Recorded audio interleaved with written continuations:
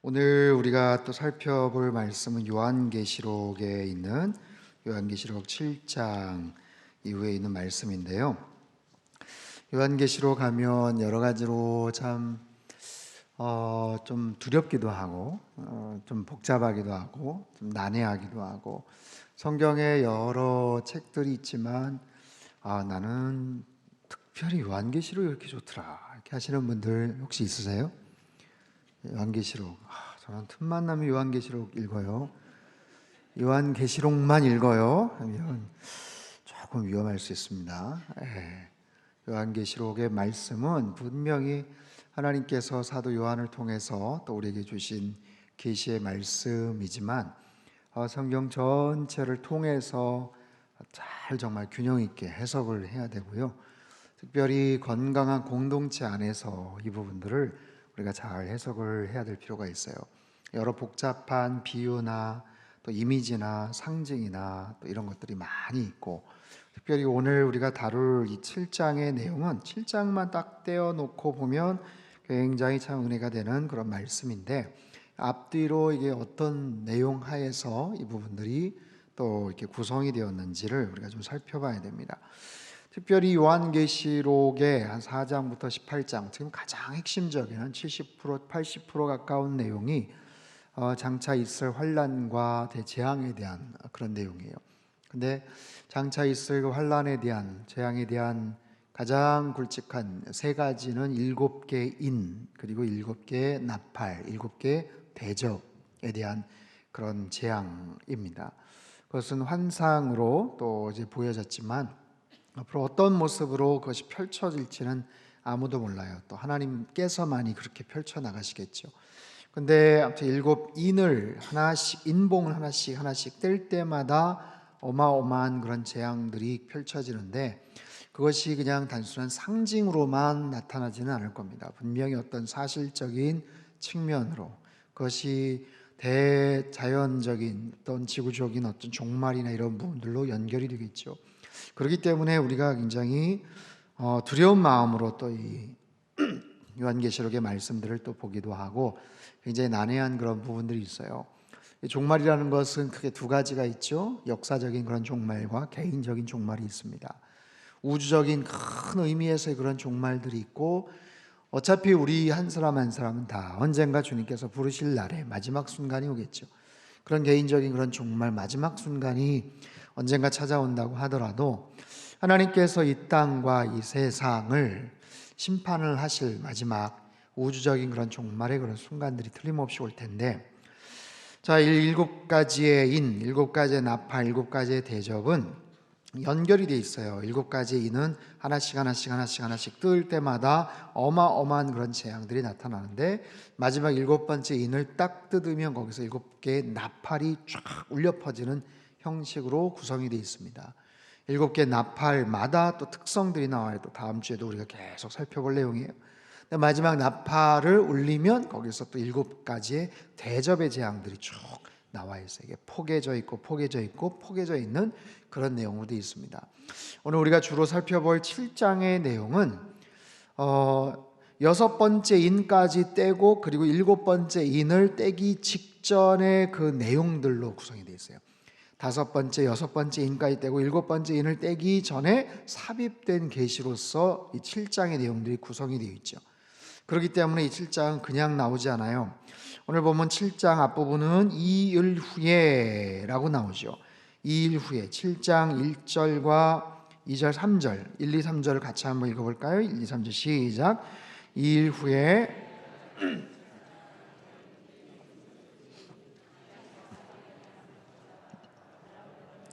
땅이나 바다에나 각종 나무에 불지 못하게 하더라. 또 봄에 다른 천사가 살아계신 하나님의 인을 가지고 해 돋는 데로부터 올라와서 땅과 바다를 해롭게 할 권세를 받은 네 천사를 향하여 큰 소리로 외쳐 이르되 우리가 우리 하나님의 종들의 이마에 인치기까지 땅이나 바다나 나무들을 해하지 말라 하더라. 그렇게 나와 있죠. 이 일 후에 그러면 이 일이라는 것이 뭔가 그 앞부분하고 연결이 되어 있다는 거예요. 그 앞부분은 뭡니까? 6장이죠.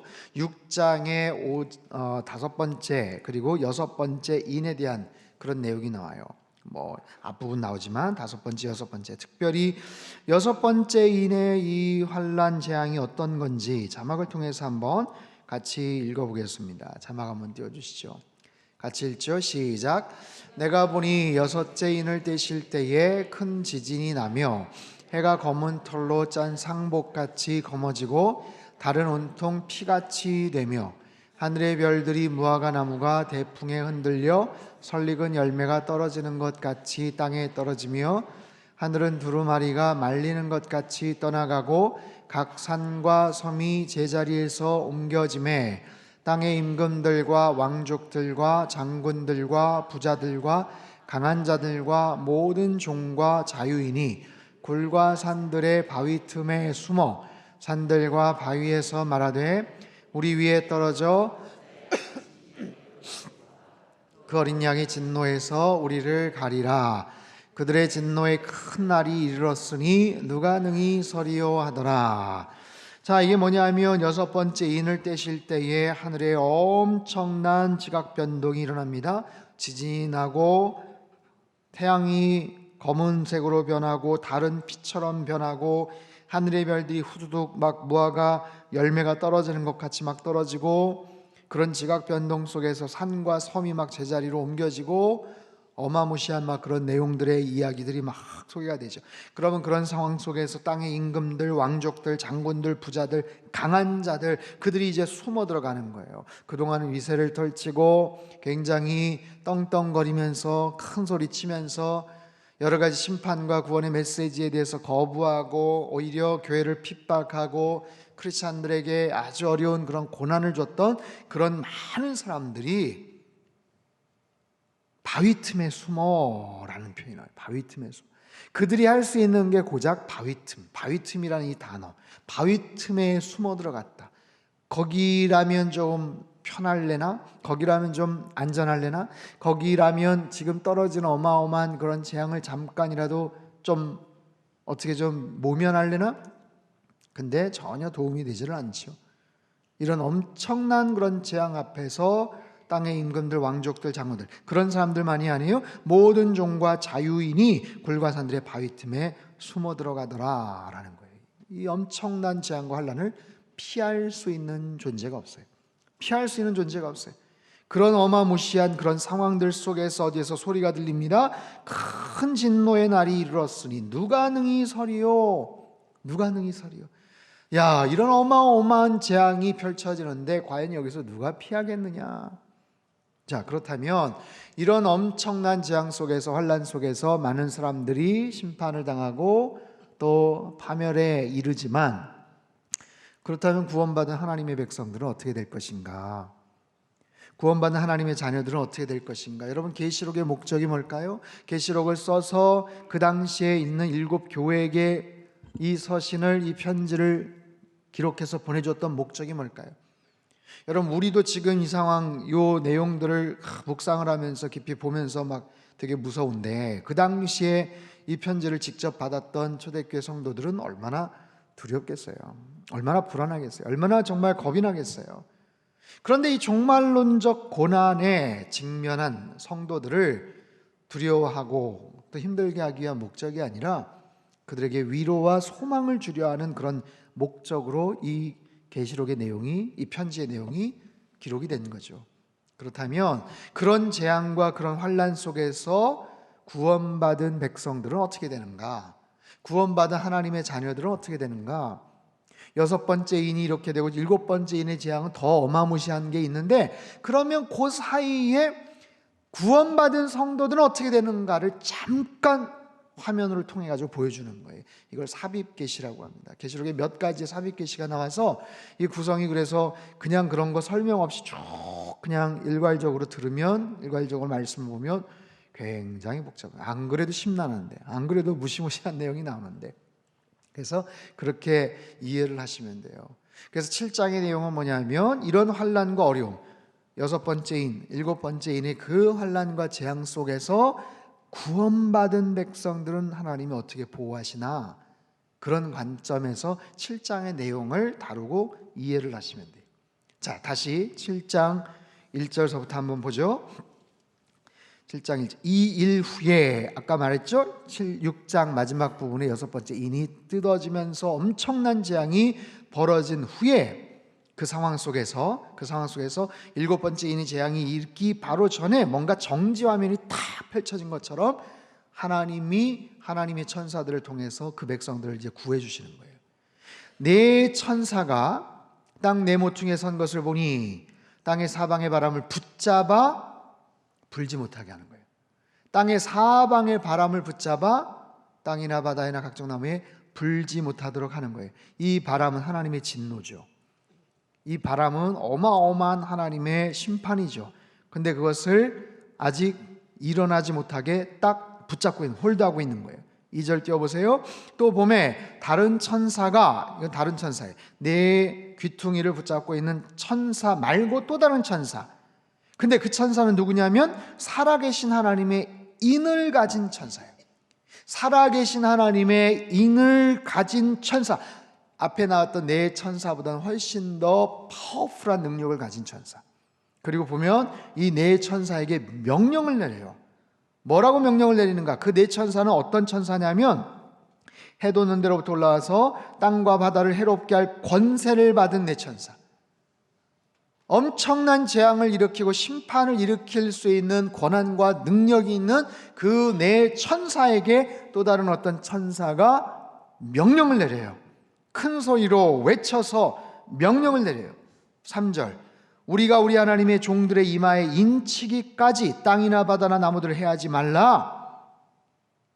하나님의 종들의 이마에 인치기까지 땅이나 바다나 나무들을 해하지 말라. 심판과 재앙이 어마어마하게 펼쳐지지만 하나님의 백성들, 아직 남아있는 구원받아야 될 그 백성들에게 인을 치기 전까지는 아직 가만히 있어라. 아직 붙잡고 있어요. 그러니까 굉장한 심판과 무시무시한 환난 속에서도 하나님 구원받은 백성들을 하나님께서 보호해 주시는 거예요. 지켜주시는 거예요. 여기서 인쳐주신다라는 건 뭘까요? 인쳐주신다. 우리가 말하는 것처럼 봉인하다, 인장반지나 어떤 그런 거죠. 이거는 하나의 소유권을 말합니다. 소유권. 하나님의 소유권. 소유권이라는 건 뭐예요? 내가 꽝 도장을 찍었다. 소유권. 소유권은 뭘 의미합니까? 내가 책임지겠다라는 거죠.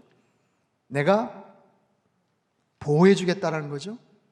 내가 지켜주겠다라는 거죠. 이들은 나의 소유다라는 거죠. 여러분, 하나님은 절대로 손해보지 않으시는 분이에요. 하나님은 모든 것을 가장 정확하게 알고 계시고 모든 상황과 모든 여건들을 마음대로 하나님이 원하시는 대로 이루어 가십니다. 하나님이 협상의 달인이시고요, 모든 상황을 하나님이 원하시는 주권 하에서 끌고 나가시는데 방해를 할 수 있는, 아니면 변수가 될 만한 다른 요소가 존재하지 않아요. 그러나 이 땅의 모든 권력자들, 어떤 그런 힘이 센 권력자들, 정치인들, 대통령들, 왕이나 황제들, 아무리 그 당시에 초유의 권세를 갖고 있다고 하더라도 자기가 신이 아닌 이상 자기가 할 수 있는 권한 하에서는 가능할지언정 할 수 있는 것보다 할 수 없는 결정적인 것들이 훨씬 더 많죠. 그러나 하나님은 창조주요, 주권자요, 모든 상황을 통치하시는 절대 권력의 중심에 계신 살아계신 하나님이신 줄 믿습니다. 그렇기 때문에 그 하나님이 꽝 하면서 소유권을 주장하는 인을 쳤다고 할 때는 그 하나님께서 끝까지 책임져 주시는 거예요. 저와 여러분 한 분 한 분에게 예수 그리스도의 보혈의 은혜와 능력으로 말미암아 하나님이 인쳐주신 그런 특별한 은혜, 특별한 관계로 하나님과 우리 사이에 그런 놀라운 은혜의 관계가 분명히 성립된 줄 믿습니다. 그래서 우리가 이 자리에 와 있고 또 그 하나님을 찬양하는 거 아니겠어요? 자, 4절 한번 띄워주세요. 4절 내가 인침을 받은 자의 수를 들으니 이스라엘 자손의 각 지파 중에서 인침을 받은 자들이 14만 4천이니, 인침을 받은 자, 그 숫자를 카운트해 보니까 인침을 받은 자들이 14만 4천 명이다. 14만 4천 명, 가장 이단과 사이비에서 이야기하기 좋아하는 바로 그런 주제죠. 계시록에 많은 상징들이 있습니다. 여러 숫자가 나옵니다. 7이라는 그 숫자에 대한 것도 나오고 3이라는 숫자도 나오고 666이라는 거 나오고, 대표적인 게 666과 14만 4천인데 14만 4천을 뭐 신천지나 아니면 구원파나 이런 데서 늘 그거를 아주 이상하게 해석을 하지 않습니까? 네, 보세요. 14만 4천은 뭘 의미하는가? 이거를 다른 여러 가지 방법으로 해석도 하고, 여기 이제 프린트에는 안 나와 있지만 곧바로 그 뒤에는 각 지파별로 12,000명씩 해가지고 12지파가 쭉 나열이 돼요. 그래서 각 지파별로 12,000명, 무슨 지파, 그래서 자기네들끼리 그런 이름을 붙이고 그 지파별로 구원받을 사람들을 빨리 더 추수를 해야 되고 그 안에 들어와야 구원받고, 이제 그런 식으로 해석을 하는데, 여러분 이 부분은 14만 4천이라는 숫자는 어디서 나왔냐? 12 곱하기 12 곱하기 1000이에요. 12 곱하기 12. 12는 구약의 12지파, 그리고 또 다른 12는 신약의 12제자, 사도. 그래서 구약과 신약의 하나님께서 택하신, 주님께서 택하신 어떤 상징적인 어떤 택함 받은 자들의 어떤 상징성을 의미하죠. 1000이라는 숫자는 가장 완전성 그리고 무한성을 대표하는 그런 숫자입니다.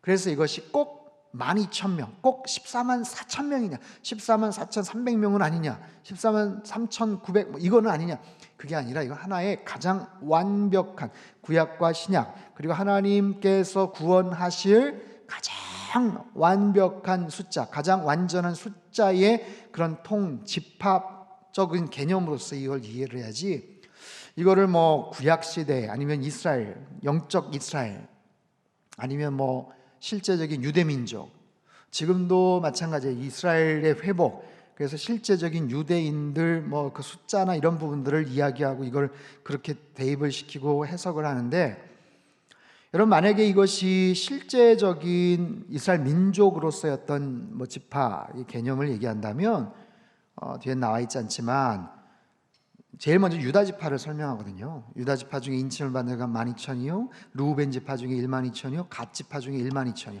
그렇게 소개가 돼요. 만약에 이것이 실제적인 어떤 역사적 이스라엘 특정한 어떤 유대인의 부류를 지칭을 한다면 루벤 지파가 먼저 나와야죠. 루벤, 시몬, 레위, 유다 이렇게 나가잖아요. 근데 유다 지파를 얘기를 했던 것은 예수님을 통해서 구원받은 어떤 전체적인 구원받은 백성의 어떤 통칭으로서 그렇게 이해를 하셔야 됩니다. 예수 그리스도를 통해서 새로운 생명을 얻게 되는 영적 하나의 공동체, 그런 개념으로 이 부분을 이해를 하지 않으면 자꾸만 시험 들어요. 자꾸만 이상하게 해석을 합니다. 666도 마찬가지고. 그건 이제 그 숫자 그마다 음가가 다 있는데 그 음가를 가지고 어떤 누군가를 지칭하는, 이제 그 666은 네로 황제, 그 당시에 이제 핍박을 가장 극심하게 했던 네로 황제의 하나의 어떤 상징성으로도 이렇게 얘기를 합니다만, 어쨌든 본문에 나와 있는 14만 4천은 예수 그리스도의 보혈의 능력으로 말미암아 구원받은 하나님 나라의 모든 백성의 총합을 의미해요. 그래서 그 지파별로 유다 지파, 갓 지파, 아셀 지파, 납달리 지파, 므낫세 지파 쭉 소개가 되지만, 이거를 꼭 어떤 역사적인 아니면 특정한 유대인의 어떤 그런 곳으로 해석을 해서는 굉장히 위험할 수가 있습니다. 그래서 구원받은 하나님 나라의 백성, 이 부분을 또 다른 표현으로 이제 어떻게 말하냐면, 9절을 보세요.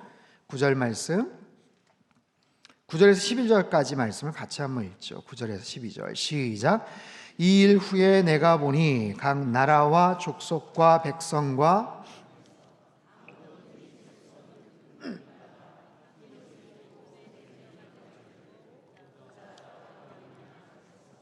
큰 소리로 외쳐 이르되 구원하심이 보좌에 앉으신 우리 하나님과 인양에게 있도다 하니, 모든 천사와 보좌와 장로들과 내 생물의 주위에 서 있다가 보좌 앞에 엎드려 얼굴을 대고 하나님께 경배하여 이르되 아멘. 찬송과 영광과 지혜와 감사와 존귀와 권능과 힘이 우리 하나님께 세세토록 있을지어다. 아멘 하더라.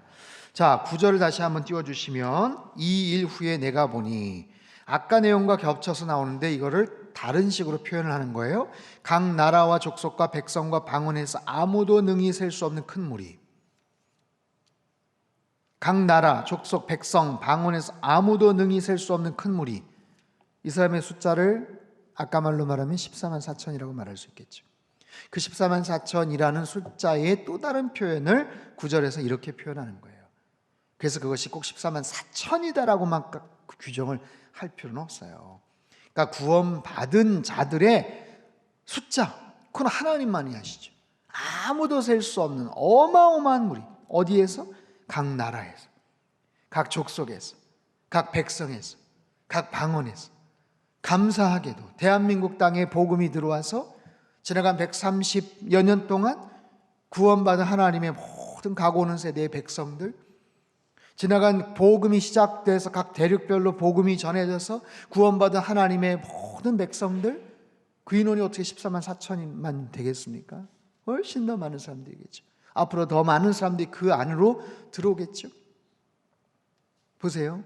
1885년에 언더우드 아펜젤러 선교사님이 우리나라에 와서 복음을 전해서 구원을 받게끔 이 나라에 놀라운 구원의 은총을 허락해 주셨어요.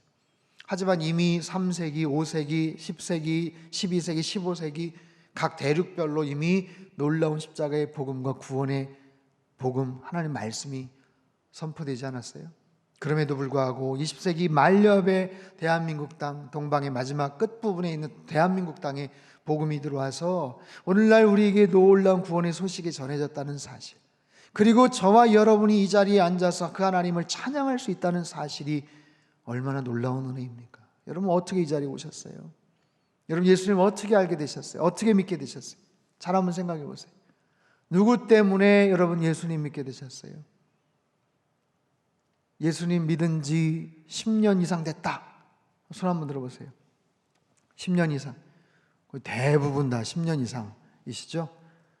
나는 10년 미만이다. 손 한번 들어보세요. 뭐 막 너무 눈치 보고 막 하실 거 없어요. 10년 미만. 나 5년 미만이다. 네, 손 한번 들어보세요. 5년 미만. 네, 5년 미만이신 분들도 꽤 있으세요. 네. 5년 미만이 아니라 5개월 전에 예수님 쭉 믿었다고 할지라도 같은 자격, 같은 놀라운 은혜의 그 보좌 앞에 결국에는 주님 앞에 나아가서 같은 목소리로 그 하나님을 찬양하게 될 줄로 믿습니다. 아무도 능히 셀 수 없는 큰 무리가 나와서 흰옷을 입고, 우리 성가대 흰옷을 쫙 입고, 거룩과 성결의 상징이죠. 내가 만들어 낸 옷이 아니에요. 주님께서 그 어린 양의 피로 그 모든 우리 행실을 닦아주시고 정결케 하심으로 말미암아 얻어진 옷.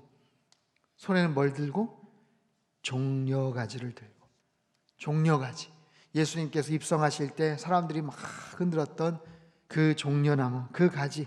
이 종려가지는 원래 포이니케스라는 단어인데, 이거는 원래 포닉스, 이런 피닉스라는 말 혹시 들어보셨어요?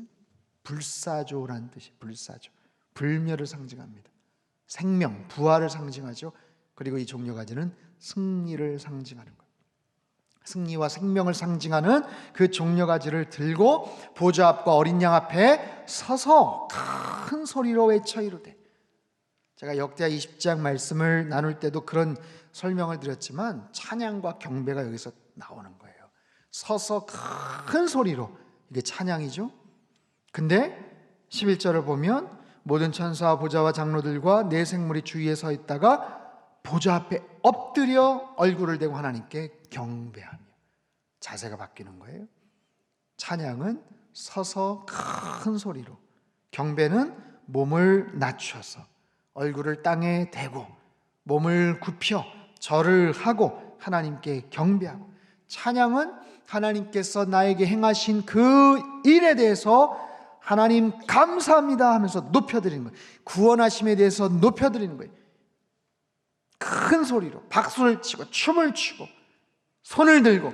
그러나 경배는 완전히 내 자신을 엎드리는 거예요. 경배는 뭐냐면 하나님 존재 자체, 하나님의 임재에 대한 부분, 하나님 뭘 하셨기 때문이 아니라 그분은 거룩하신 분입니다. 그분은 존귀하신 분입니다.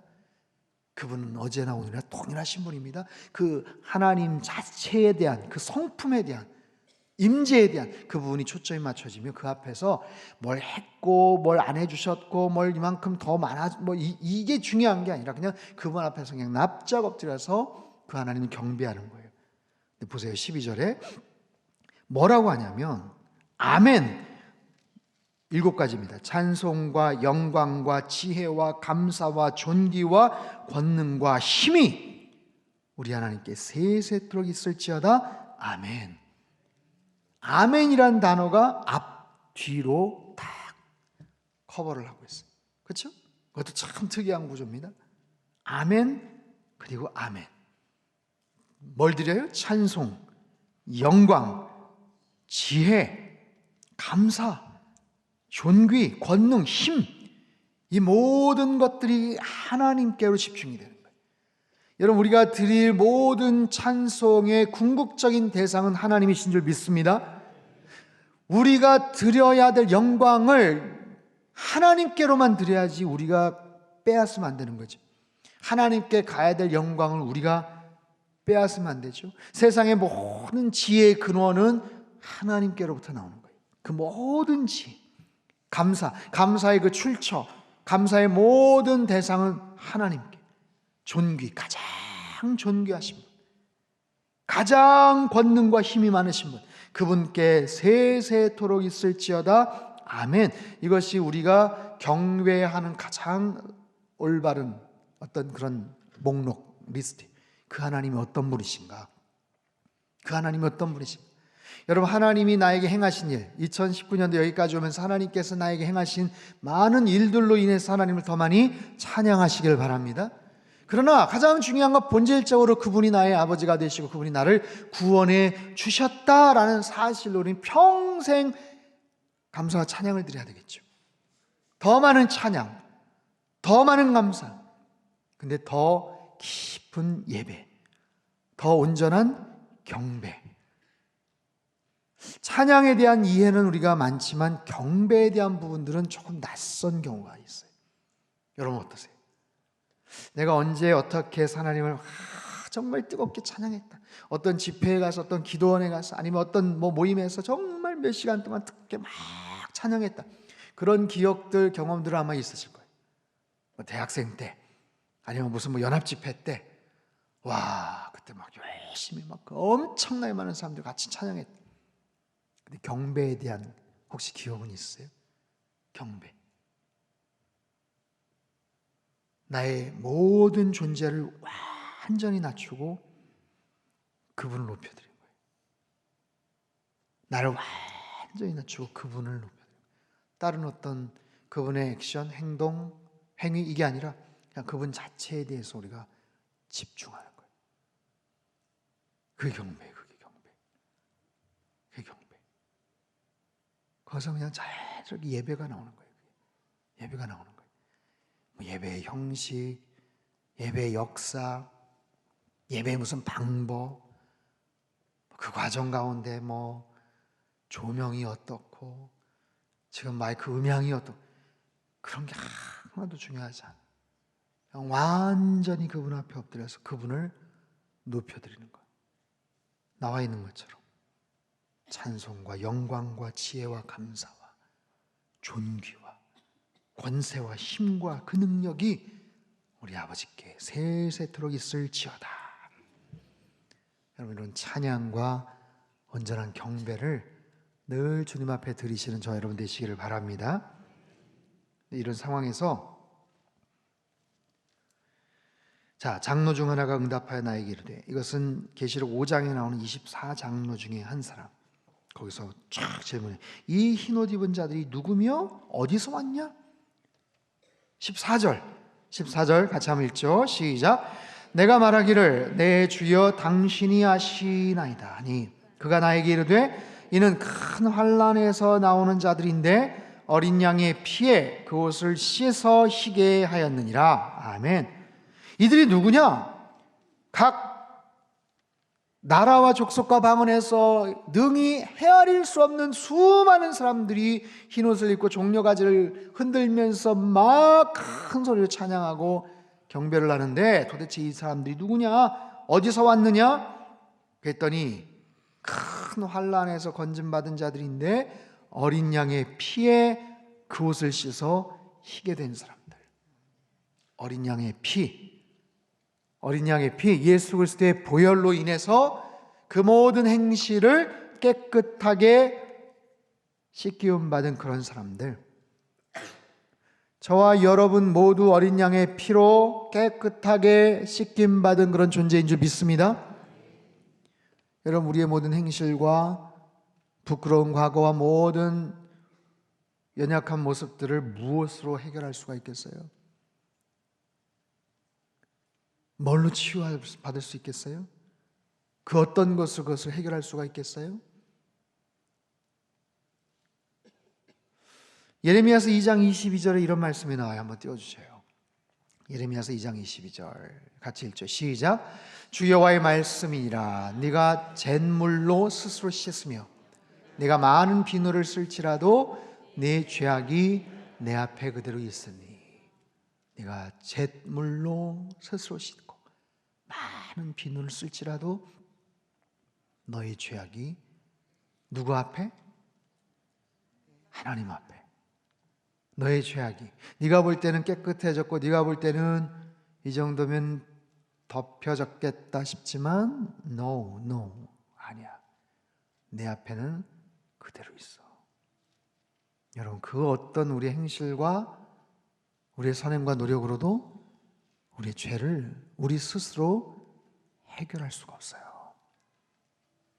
해결할 수 있다고 착각은 하겠죠. 이만하면 됐겠구나 착각은 하겠죠. 그러나 하나님 말씀하세요. 내 앞에 여전히 있다.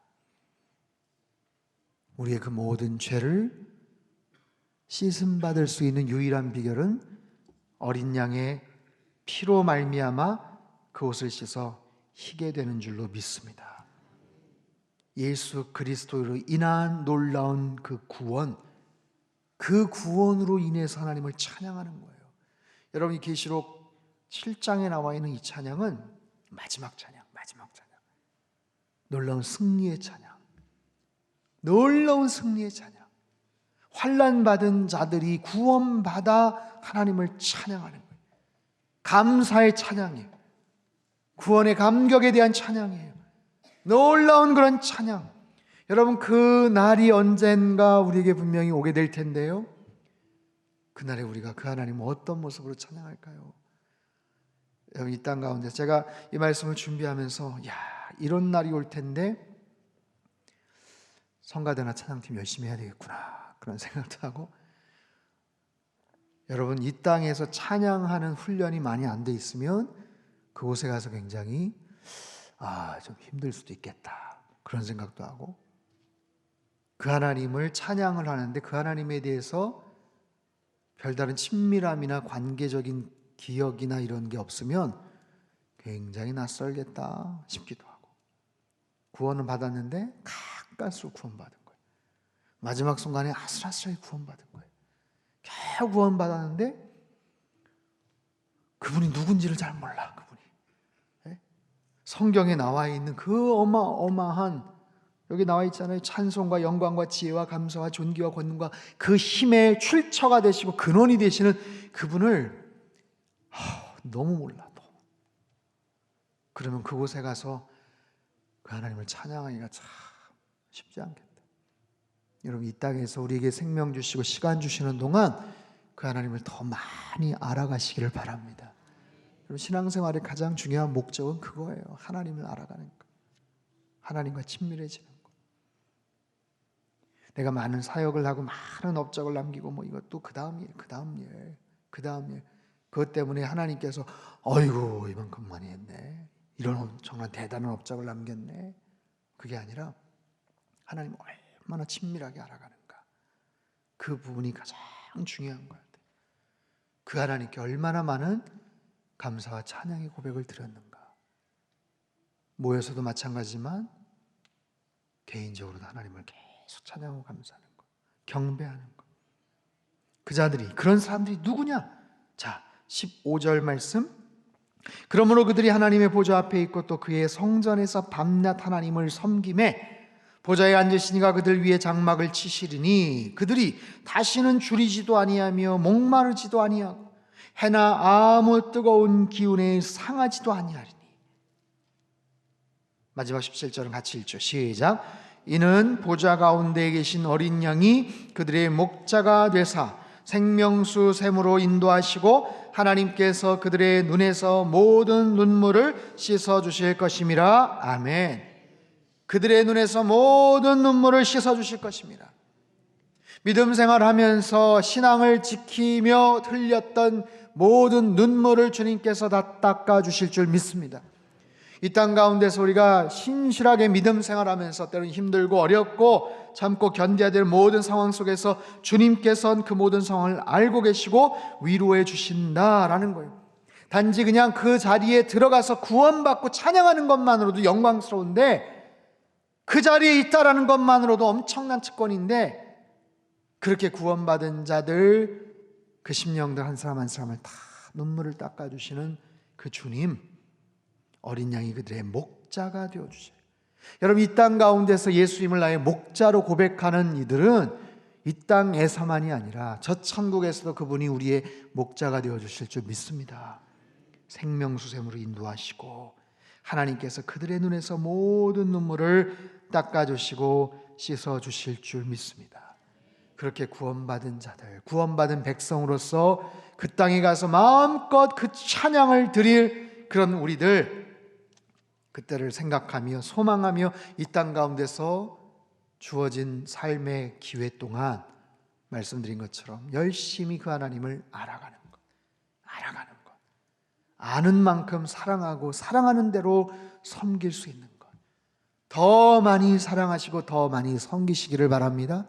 그 배경은 그분을 알아가는 것, 아는 대로 찬양하는 것, 하나님을 더 많이 찬양하는 것. 어제 수전, 주전, 수능이 전부가 아니라 주님이 전부입니다. 그래서 지금 우리 찬양 사역자들이 오시고 귀한 목사님 오셔서 말씀 전하시고, 어제 수능 시험 끝난 우리 고3 학생들, 학부모들 오셔가지고 이 자리에서 막 뜨겁게 찬양하고 그랬어요. 시험 보기 전까지 막 열심히 기도했는데, 그리고 나서 기도 안 하는 게 아니라 끝나고 나서 하나님 앞에 시험 결과나 이런 부분 하나님 앞에 맡기고 하나님 앞에 감사의 찬양, 승리의 찬양, 기쁨의 찬양, 여기까지 인도해 주셔서 감사합니다는 막 찬양을 뜨겁게 했어요. 얼마나 멋있었는지 몰라요. 여러분, 그런 거예요. 언제가 그 땅에 들어가서 이 놀라운 구원의 찬양을 우리가 다 부르게 될 거예요. 그 땅에서 꼭 만나십시다. 아멘. 그렇죠? 다 그곳에서 만나게 될 거예요. 그곳에 가서 놀랄 일들이 있다고 하죠. 틀림없이 올 줄 알았는데 아무개 어디 갔어? 아무개 하면서 막 깜짝 놀란대요. 아니, 이 사람이 어떻게 왔지 여기에? 그래서 또 놀란대요.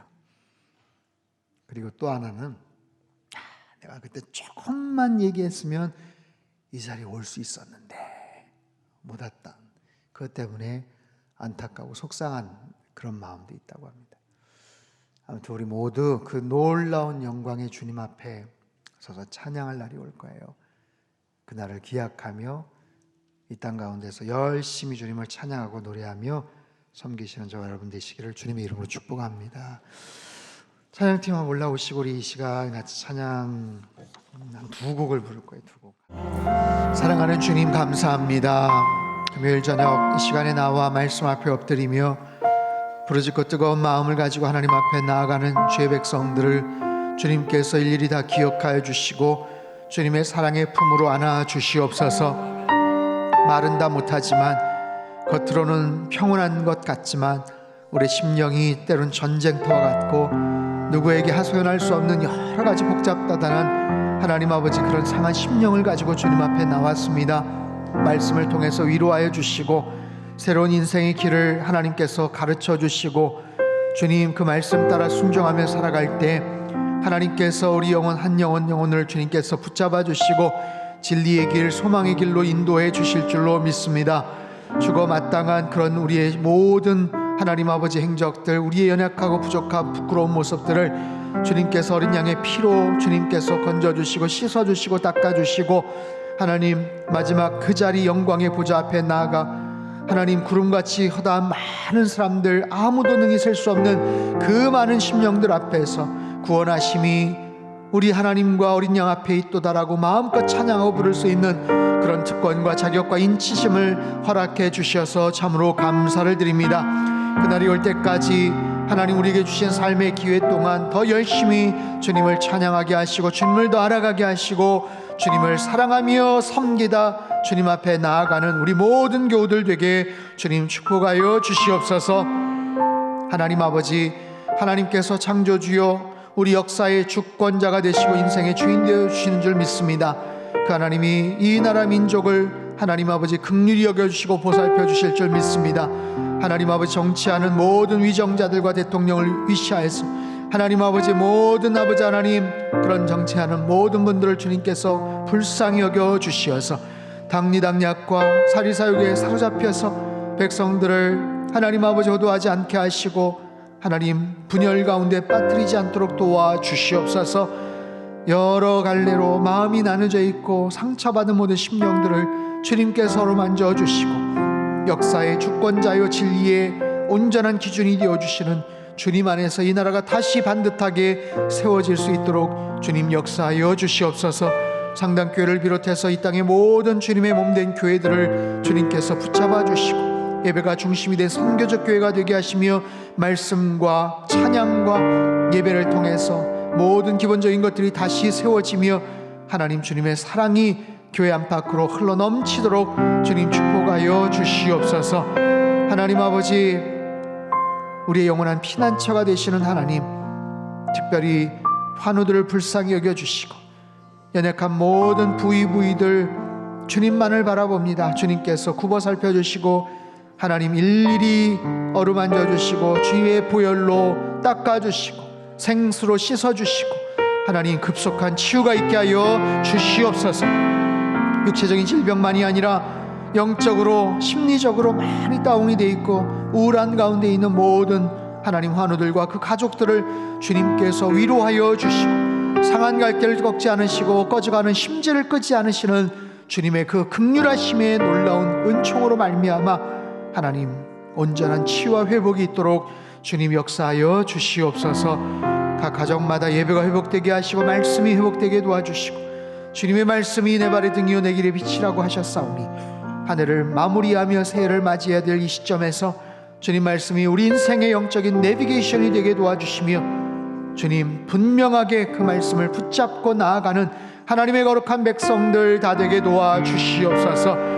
하나님, 이번 주일 예배 가운데 성령 하나님 기름 부어주시고 한 영혼도 거저 왔다 거저 돌아가지 않도록 도와주시며 잠자는 영혼들 깨어나게 하시며 죽은 영혼들 살아나게 하시고 상처난 모든 심령들이 회복이 되고 주님 안에서 기뻐 뛰며 소망 가운데 주님을 찬양하는 복된 예배의 자리가 되게 주님 역사하시고 축복하여 주시옵소서.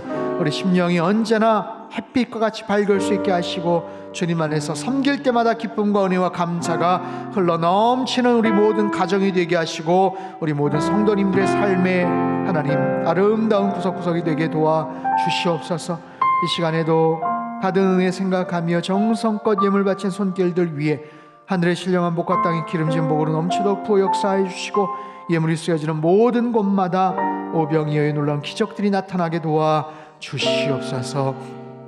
이제는 우리 주 예수 그리스도의 크신 은혜와 하나님 아버지의 극진하신 사랑하심과 성령님의 교통하심의 역사가 오늘 주신 말씀 마음속에 새기고 언젠가 들어가 마음껏 주님을 찬양할 그날을 생각하고 소망하며 이 땅 가운데서 주신 삶의 기회 동안 최선을 다해서 주님을 더 알아가고 사랑하고 섬기며 살기를 간절히 소망하는 이 자리에 모인 모든 사랑하는 주의 백성들, 그들의 가정과 일터와 건강과 자녀들이 앞길 위에와 우리 상당교회와 이 나라 민족 흩어진 모든 열방 위에 이제로부터 영원토록 함께 하시기를 간절히 축원하옵나이다.